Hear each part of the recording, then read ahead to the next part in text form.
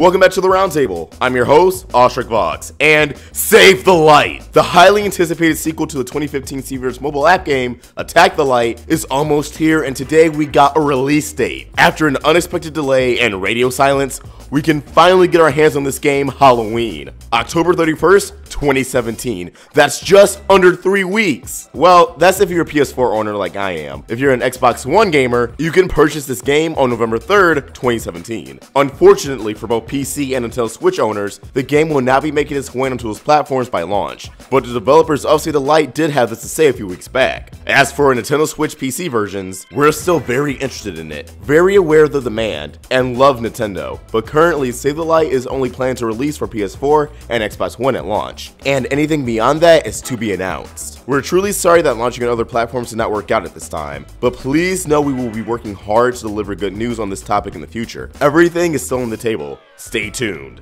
So it looks like there's a shot the game will wind up on PC and Switch sometime in the future. I honestly think it'll happen, but that won't stop me from making a piece on why it should come to the Switch especially. Stay tuned for that. Also, a price for the game hasn't been slated yet, but I'm expecting somewhere between $20 and $40. I don't see it being something like $60, but for a price range of $20 to $40, we're getting a lot of bang for our buck. Let's quickly go over what we saw in this new trailer. A new location that was revealed is Bismuth's Forge, which actually hasn't been seen since the character's debut episode of the same name. I assume this area will be used to upgrade your weapons, maybe even their stats, indicated by Steven holding up his shield Zelda style, as the oven has some particles rise up from it. Either the shield is now larger in mass, or has higher defense, speed, damage, or all of the above. Now you may be wondering, how can they canonically access Bismuth's Forge when assumably her gem is the only one who can unlock the path that leads into it? And the answer is, the door's still open. When Bismuth took Steven to introduce the breaking point, we're shown that they did not close the entrance behind them. Steven also had to get back home after pooping Bismuth, which would have been difficult if there was no exit readily present. So yeah, it seems like in this game they'll just wander on whenever it's convenient for the player. Despite how awkward that is for the gems, using the forge of your former comrade that tried to kill the child you take care of, oh well, business as usual. Beyond that, we got some revelations of new fusions. Well, new to the game, not the show.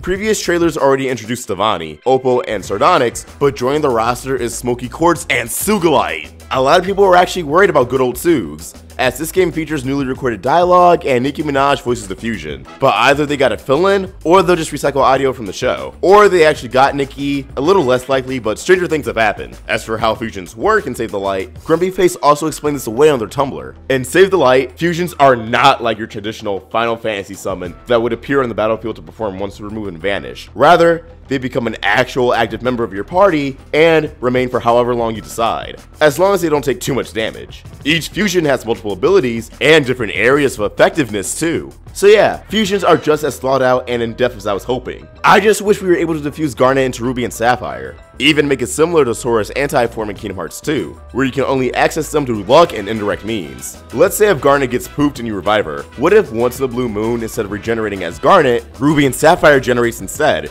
and you have full control of them until you decide to refuse? It's probably not going to happen, but I can dream. Finally, how long will it take you to beat this game? Grumpy Face has us covered on this end too. Fair question, especially since we've always been open that Attack the Light was a pretty compact and modest little RPG, though always intended to be that way. Our answer on Save the Light's length was an estimate at the time.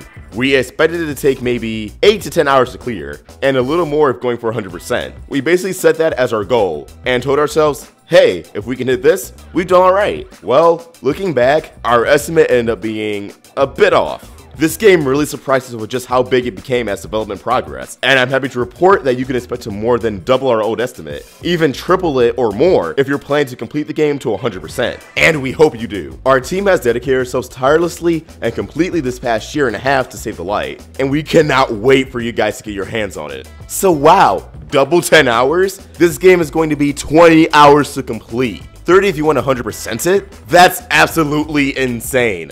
Like I said, if this is a $40 game, it'll be money well spent. As always, these are just my thoughts, and I'd love to hear yours, so please leave them in the comments below. Are you excited to get your hands on this game in just under a few weeks? And are you disappointed in the lack of a Nintendo Switch port at launch? And hey, now's a good time to finally get Roundtable Gaming going. Stay tuned for details on that next week. Let's get a discussion going. If you want the conversation going beyond the comments, you can follow and tweet to us at Roundtable Vids, or me at AwestruckVox. If you want to be more social, you can join our Discord server, download our official Amino app, and if you want to support us, consider pledging $1 on Patreon. Links to everything in the description. If you enjoyed this video, please throw it a like, and if you're new here, hit that subscribe button, it really helps us out. Be sure to hit that bell for notifications so you never miss a Steven Universe video from the Roundtable. I hope you have a beautiful day, and AwestruckVox signing out.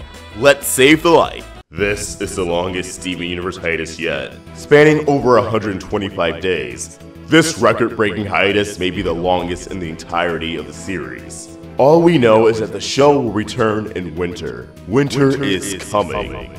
So, to prepare, why not grab the Steven Universe Game of Thrones parody, Winter is Coming Tee and Hoodie, available in the description below.